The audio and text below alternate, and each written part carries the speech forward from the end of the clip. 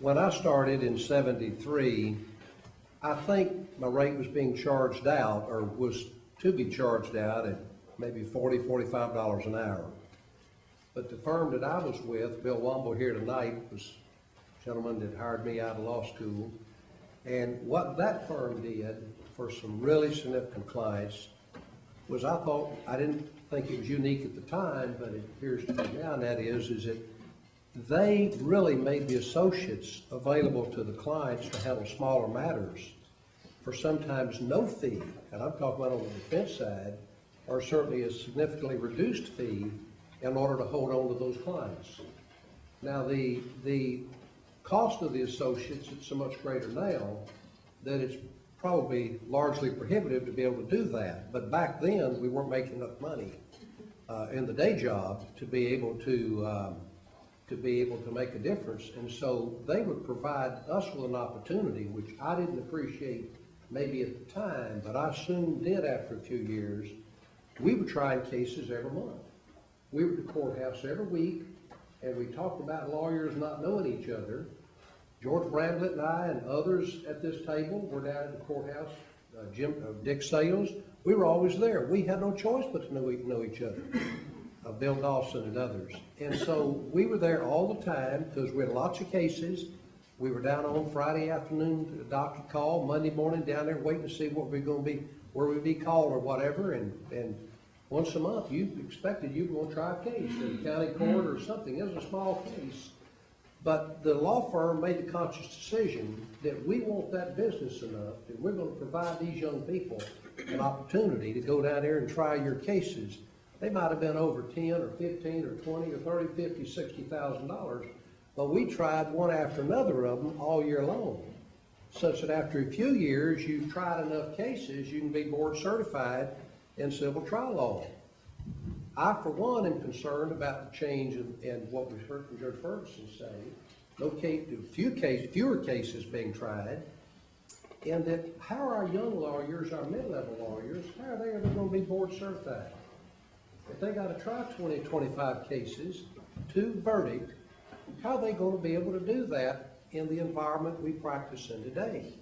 So looking back on it, I sure wish they'd have billed me out at a rate that would allow me to have collected some money and made more money, but they didn't do that, and they probably weren't doing it as a favor then, we're doing it as a favor to the client.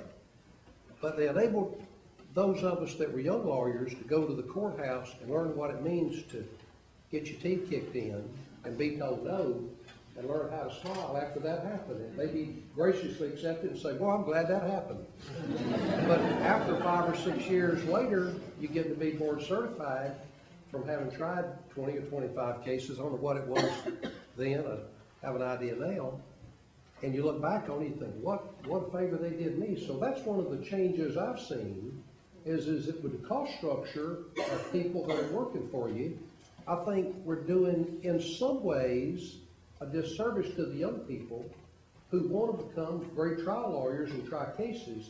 And you can read about it all day long. You can go to every CLE they have once a week if you want.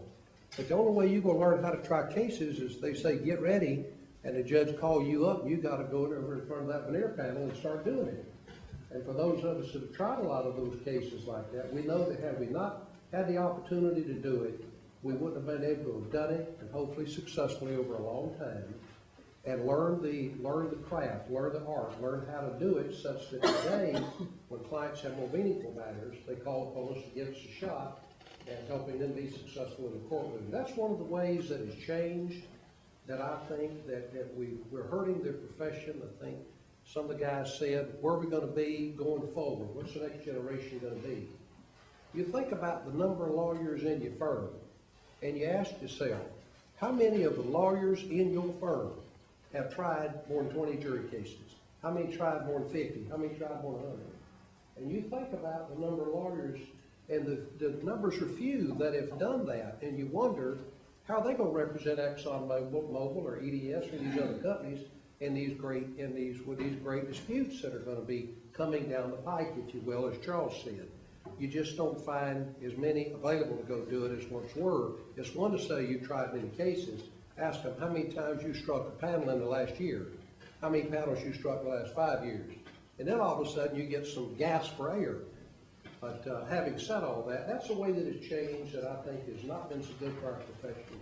And I don't know that we ever get it back again, probably not, but we gotta figure out a way to get lawyers in the courtroom and get clients willing to go there and test their adversaries, if you will.